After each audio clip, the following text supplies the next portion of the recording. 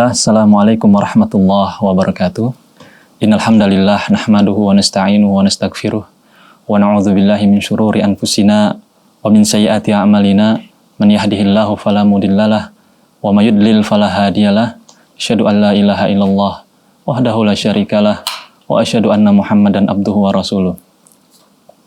Kaum muslimin rahimani wa rahimakumullah jami'an, para pemirsa Salam TV yang dimuliakan oleh Allah Subhanahu wa taala.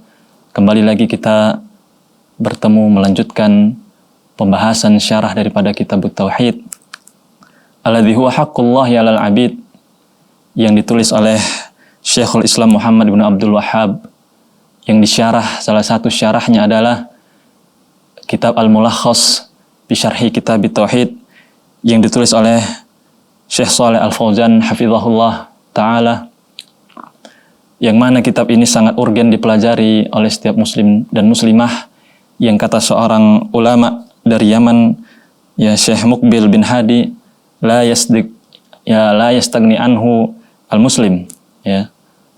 Artinya seorang muslim tidak bisa berlepas daripada kitab ini, sangat membutuhkan kitab ini karena di dalamnya membahas permasalahan-permasalahan yang sangat pokok, ya, yang sangat dasar bagi seorang muslim.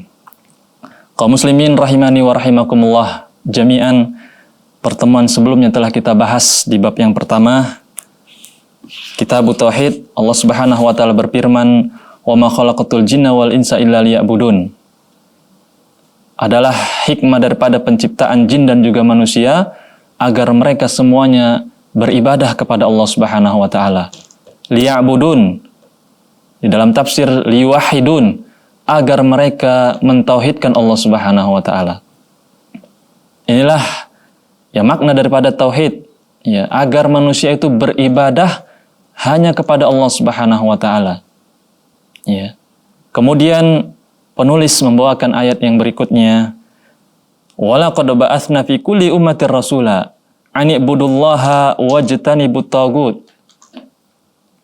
Sungguh telah kami utus di setiap umat itu para rasul agar mereka menyeru untuk beribadah kepada Allah saja dan menjauhi at-tagut. Ya. Ayat ini menjelaskan bahwasannya setiap nabi, mereka semuanya, misi dakwah mereka adalah menyeru manusia agar kembali kepada Allah, beribadah hanya kepada Allah Subhanahu wa taala dan meninggalkan segala macam bentuk kesyirikan. Kaum muslimin rahimani wa rahimakumullah, pemirsa Salam TV yang insyaallah dimuliakan oleh Allah Subhanahu wa taala. Kita akan lanjutkan pembahasan daripada syarah kitab Tauhid ini, dan kita berdoa kepada Allah Subhanahu wa taala agar Allah Subhanahu wa taala mengajarkan kepada kita ilmu yang bermanfaat, ya, dan membimbing kita agar melakukan amalan saleh yang dengannya kita bisa mendapatkan keridhaan Allah Subhanahu wa taala, yang dengan ridha Allah lah setiap muslim dan muslimah itu bisa masuk ke dalam surga Allah Subhanahu wa taala. Kita masuk ke dalam ayat berikutnya yang dibawakan oleh penulis kitab di dalam surat Al-Isra ayat ke-23. Allah Subhanahu wa taala berfirman, "Wa qada rabbuka alla ta'budu illa iyyah wa bil walidaini ihsana." Rabbmu telah memerintahkan, telah mewasiatkan agar kalian tidaklah beribadah kecuali hanya kepada Allah Subhanahu wa taala saja, dan kepada kedua orang tua hendaklah kalian berbuat baik. Ya. Penulis membawakan ayat ini, ya, di dalam ayat yang ketiga ini, bahwasannya Allah Subhanahu wa taala memerintahkan manusia agar semua mereka beribadah hanya kepada Allah, dan kepada kedua orang tua berlakulah berbuat baik kepada mereka. Makna umum daripada ayat ini, kaum muslimin rahimani wa rahimakumullah jami'an, Allah Subhanahu wa taala mengabarkan, ya, bahwasannya Allah memerintahkan dan mewasiatkan melalui lisan para rasulnya agar Allah Subhanahu wa taala diibadahi, ya, semata Allah sajalah yang diibadahi, dan Allah memerintahkan agar manusia berbuat baik kepada kedua orang tuanya, baik melalui perkataan ataupun perbuatan, tidak melakukan perbuatan buruk kepada kedua orang tuanya.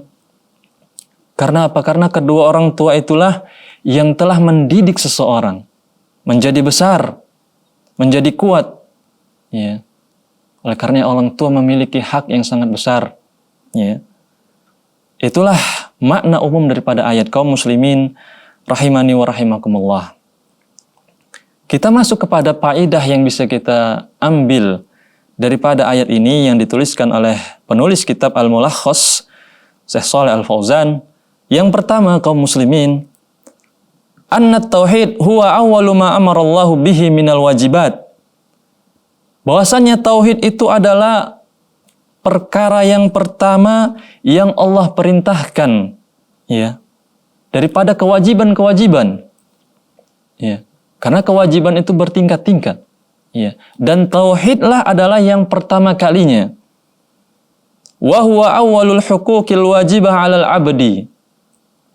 Dan tauhid pula lah hak yang wajib ditunaikan oleh setiap, ya, hamba Allah Subhanahu wa taala. Ya. Itu faedah yang pertama yang bisa kita simpulkan. Bahwasanya tauhid ini adalah perintah pertama Allah Subhanahu wa taala. Kemudian yang kedua, kaum muslimin rahimani wa rahimakumullah. Bahwasannya di kalimat la ilaha illallah ada dalil bahwasannya tauhid itu tidaklah berdiri melainkan di atas an-nafyi wal isbat. Ya, karena hakikat daripada tauhid adalah al-jam'u bainan nafyi wal isbat. Menggabungkan antara penafian dan penisbatan, itulah tauhid. Menafikan peribadatan kepada selain Allah dan mengisbatkan peribadatan hanya kepada Allah Subhanahu wa taala, dan itulah makna daripada la ilaha illallah, ya, kalimat tauhid. Dan insyaallah akan kita lanjutkan setelah jeda berikut ini insyaallah taala.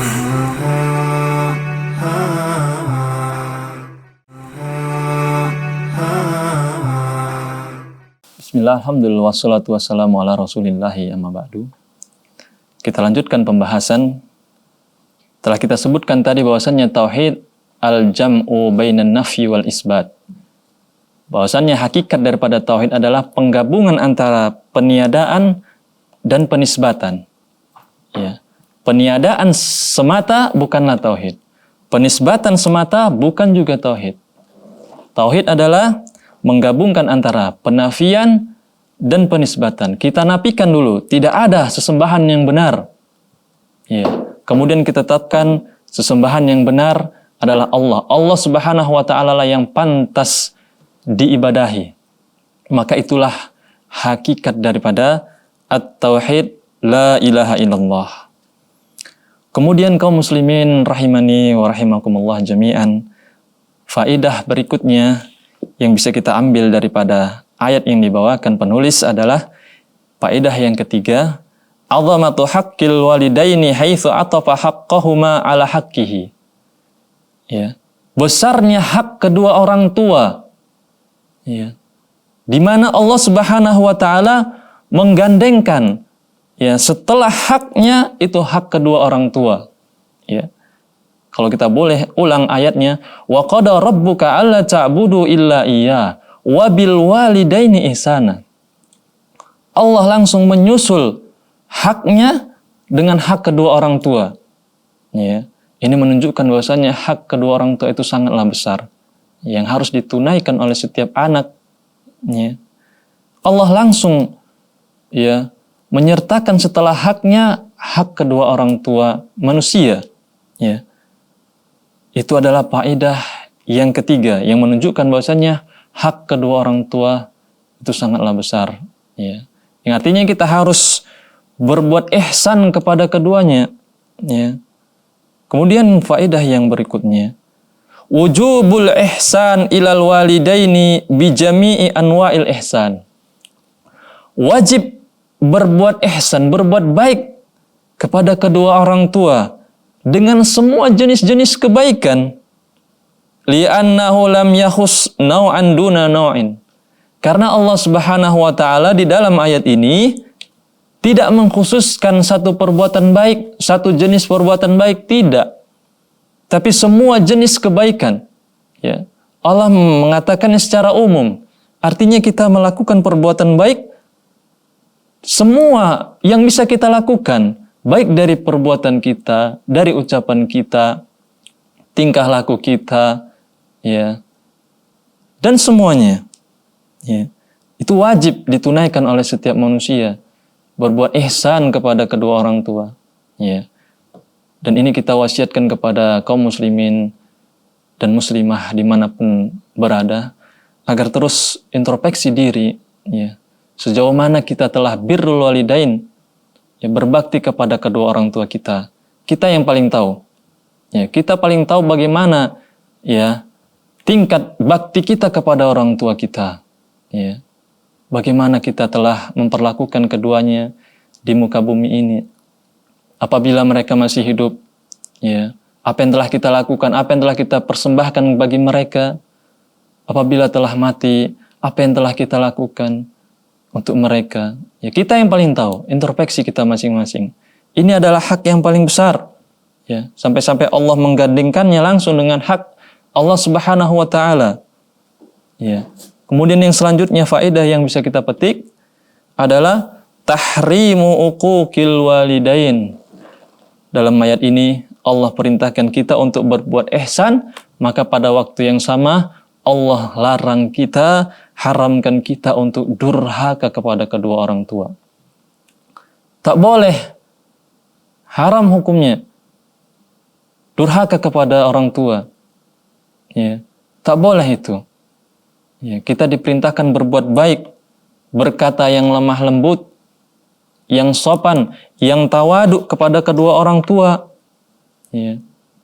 Tidak seperti yang banyak kita lihat di hari-hari ini, banyak, ya, anak-anak dari kaum muslimin yang kurang memperhatikan hak kedua orang tuanya.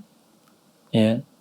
Kurang memperhatikan bagaimana tingkah laku daripada anak kepada orang tua. Maka kita wasiatkan kepada diri kita pribadi dan kepada kaum muslimin dan muslimah agar kita bimbing anak-anak kita dari sejak dini, agar mereka terus, ya, mempelajari agama Islam ini dengan benar. Karena seseorang yang memiliki ilmu agama tentunya, pasti dia akan berbakti kepada kedua orang tuanya. Ya. Pasti dia akan melakukan yang terbaik kepada kedua orang tuanya. Sebaliknya tentunya ketika tidak, ya, seseorang tidak memiliki dasar ilmu agama, ya, sangat sulit untuk diperintahkan untuk berbakti kepada kedua orang tuanya. Kaum muslimin rahimani wa rahimakumullah jami'an. Jadi dapat kita simpulkan daripada ayat ini, Allah Subhanahu wa taala berfirman, "Wa qada rabbuka alla ta'budu illa iyyah wa bil walidaini ihsana." Allah memerintahkan manusia ini agar manusia beribadah hanya kepada Allah Subhanahu wa taala, dan begitu pula manusia berbuat ihsan kepada kedua orang tuanya. Dan dapat kita simpulkan pula bahwasannya tauhid, ya, akidah yang kokoh di dalam setiap hati muslim, inilah yang menjadi penguat amalannya. Artinya amalan itu tidak akan menjadi kuat, bahkan bisa menjadi rapuh, tidak diterima oleh Allah Subhanahu wa taala apabila tidak didasari dengan tauhid yang kokoh, dengan akidah yang benar. Ya. Amalan tidak akan diterima, tidak akan ada apa-apanya. Semua akhlak, ya, adab, semua sedekah dan semua amalan-amalan itu tak akan naik ke sisi Allah Subhanahu wa taala kalau tidak didasari dengan akidah tauhid yang lurus, ya. Oleh karenanya penting bagi kita untuk mengislah, memperbaiki dulu dasarnya nih, pondasi dalam beramal ini. Makanya Allah di sini kedepankan dahulu haknya, yaitu tauhid dahulu. Ya, di dalam ayat ini alla ta'budu, ya, maksudnya mengajar kita agar kita bertauhid yang benar sebelum kita beramal, Sebelum kita berbakti kepada kedua orang tua kita, maka kita perbaiki pondasinya terlebih dahulu. Ya, insya Allah akan kita lanjutkan setelah jeda berikut ini.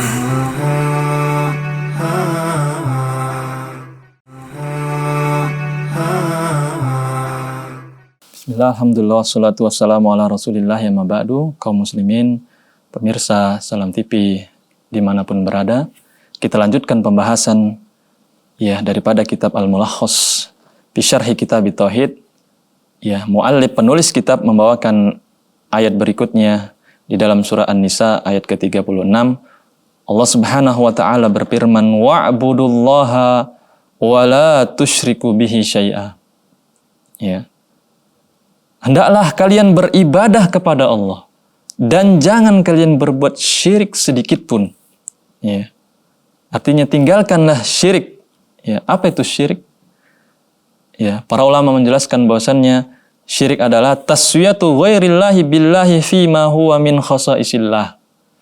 Menyamakan selain Allah terhadap Allah di dalam hal-hal yang menjadi kekhususan bagi Allah Subhanahu wa taala. Itu adalah syirik. Ya, seseorang menyamakan selain Allah dengan Allah yang di dalam hal-hal yang menjadi kekhususan bagi Allah, maka itu telah terjerumus ke dalam perbuatan syirik. Ya, maka yang demikian itu adalah perbuatan yang sangat dilarang di dalam Islam. Ya, syirik merupakan perbuatan dosa yang paling besar. Ya, akbarul kabair. Ya, dosa besar yang paling besar. Ya. Jadi di dalam ayat ini, kalau kita boleh menjelaskan makna ayat secara umum, bahwasanya Allah Subhanahu wa taala memerintahkan hamba-hambanya agar beribadah kepada Allah Subhanahu wa taala. Kembali lagi penulis membawakan ayat-ayat yang berhubungan dengan ibadah, ya, dan meninggalkan segala macam bentuk kesyirikan, ya. Walam yakhus naw'an min anwa'il ibadah. Di dalam ayat ini Allah tidak mengkhususkan satu jenis daripada peribadatan, tidak. Ya. Tetapi Allah katakan secara umum, wa'budullah, sembahlah Allah, ibadahilah Allah. Ya, artinya semua peribadatan, semua bentuk ibadah harus dilaksanakan semata-mata hanya untuk Allah Subhanahu wa taala. Ya. Di dalam Al-Qur'an Allah Subhanahu wa taala berfirman, ya ayuhan nas, u'budu rabbakum. Ya. Di dalam surah Al-Baqarah, wahai manusia, sembahlah Rabb kalian. Kata para ulama, ibadah merupakan perkara yang pertama yang Allah perintahkan di dalam Al-Quran. Kalau kita buka lembaran Al-Quran dari surah Al-Fatihah, Al-Baqarah, maka akan kita dapati perintah pertama yang Allah perintahkan manusia di dalam Al-Quran adalah agar manusia beribadah. Manusia semuanya beribadah kepada Allah. Ya ayuhan nas, u'budullah. Ya, u'budu rabbakum. Ya, sembahlah Rabb kalian. Ya. Kaum muslimin rahimani wa rahimakumullah jami'an. Jadi di dalam surah An-Nisa ini kembali ya Allah Subhanahu wa taala menjelaskan ya agar manusia beribadah hanya kepada Allah dan meninggalkan segala macam bentuk kesyirikan. Di dalam ayat ini Allah menggunakan ya lafaz syai'an. Ya, ini artinya nakirah ya di dalam ilmu usul. Nakirah itu di dalam siyak nahyi maka dia umum. Ya.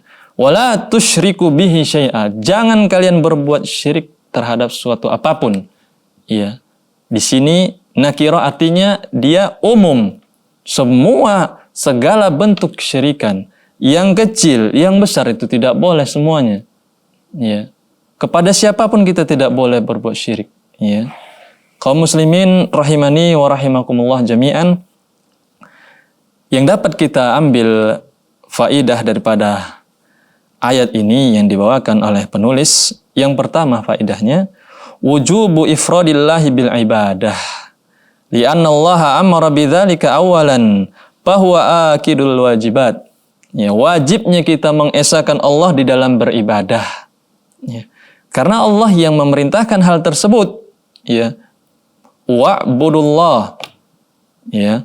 Kemudian Yang kedua, tahrimus syirk. Li'anna Allah naha'an fahuwa asyaddul muharramat. Faidah yang kedua dari ayat ini, keharaman syirik. Ya, karena apa haram? Karena Allah yang larang langsung. Ya, kalau Allah telah melarang sesuatu, maka itu adalah haram. Ya, tidak boleh dilakukan. Bahkan para ulama menjelaskan bahwa ini bahwa asyaddul muharramat. Syirik ini adalah keharaman yang paling besar yang harus ditinggalkan. Ya. Kemudian faedah yang selanjutnya yang bisa kita ambil, yang dituliskan oleh muallif, anna ijtinab asyirk syartun fi sihhatil ibadah. Bahwasannya menjauhi syirik ini adalah syarat sahnya ibadah. Ya. Syarat sahnya ibadah adalah seseorang meninggalkan ya segala macam bentuk kesyirikan. Kalau mau ibadahnya diterima oleh Allah, sah di sisi Allah Subhanahu wa taala, maka dia harus meninggalkan segala macam bentuk kesyirikan. Li'anna Allah qarana al-amra bil ibadah wa nahyi anisyirk. Karena jelas Allah di sini menggandengkan ya perkara ibadah, perintah ibadah dengan larangan melakukan kesyirikan. Ya. Kata para ulama ini menunjukkan bahwasannya syarat sahnya ibadah itu ketika seseorang meninggalkan segala macam bentuk kesyirikan. Kemudian kaum muslimin rahimani wa rahimakumullah, faidah yang selanjutnya yang bisa kita simpulkan, anna syirka haramun qaliluhu wa kathiruhu. Ya. Kabiruhu wa sagiruhu. Syirik itu haram tetap, baik dia kecil ataupun besar bentuknya. Ya, sedikit ataupun banyak tetap diharamkan oleh Allah Subhanahu wa taala. Karena disebutkan di dalam ayat ini syai'an. Ini bentuknya nakirah ya, fi siyakin nahyi, ya, di dalam bentuk larangan. Dan di dalam ilmu usul bahwasannya ketika ada nakirah di dalam bentuk larangan ataupun penafian, maka itu dia umum sifatnya. Ya, syirik itu dilarang baik kecil ataupun besar, baik sedikit ataupun banyak, semua itu dilarang. Ya, tidak ada syirik yang dibolehkan walaupun kecil, tidak ada. Ya, semuanya harus ditinggalkan karena itu termasuk syarat sahnya ibadah. Dan yang terakhir faidah yang bisa kita simpulkan bahwasannya annahu la yajuz an yusrak ma'allahi ahad fi ibadatihi. Tidak boleh melakukan kesyirikan dalam beribadah, baik kepada ya syirik kepada malaikat, kepada nabi, kepada orang-orang soleh, tidak boleh.